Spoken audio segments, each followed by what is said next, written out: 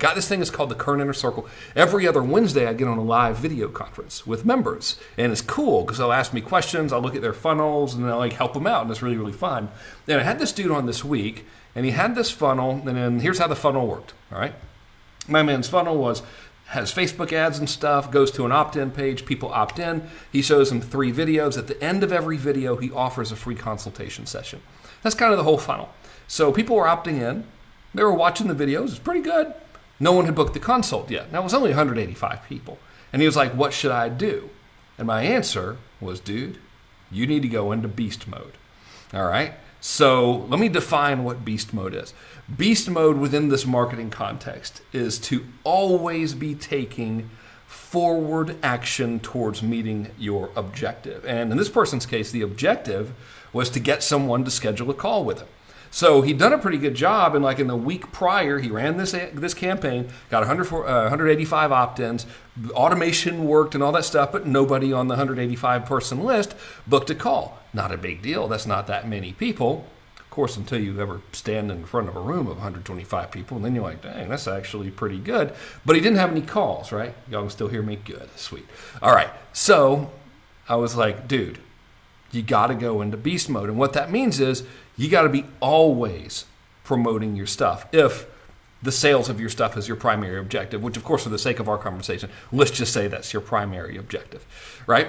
So I'm talking to the guy, and I'm like, okay, you ran the campaign, the automation worked, you did the 3-part email sequence, and in his mind, he was like, well, it didn't work, right? Got people in. I sent them 3 emails, and nobody registered for a consultation with me. What do I do? Now, it's easy for the brain to go like, well, that didn't work. But we need to look at things from a realistic perspective.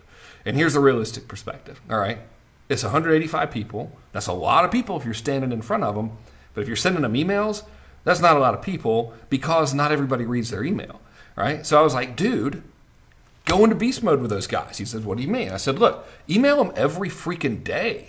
Right? Send them like, go and look. If they didn't watch the videos, send them the video they didn't see again. If they did watch the video, send them an email that says, hey man, do you need some help with that issue that you opted in about? I got some time this week. What do you think? And then start a dialogue with them.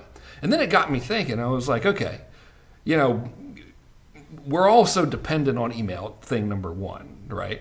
That we kind of overlook all of the other opportunities we have to really go into beast mode. So I'm not like saying, hey, you need to email your list 7,000 times a day. However, sometimes that's appropriate in the right situations. What I am saying is you need to take advantage of every single opportunity you've got every single day, all the time.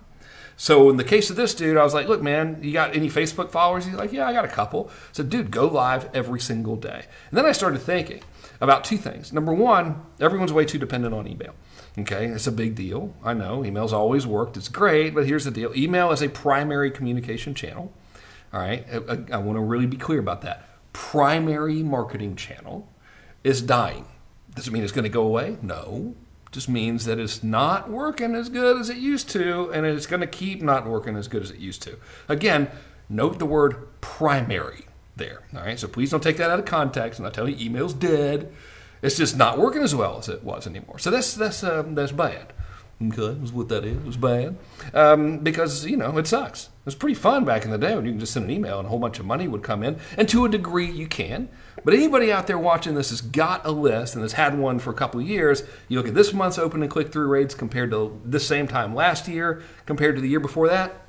It's been doing this right here. So going down in you know, efficacy. Love that word. Sounds so legitimate. Okay. If you want to learn how to create internet campaigns that sell, go to frank+kernbook.com. Get the book. I will not let you down in that regard. And if you think I have, I'll give you back your whopping $5.60. You can have the book anyway. Give it to someone you don't like for Christmas. Make it like a passive-aggressive gesture. I was talking about that the other day.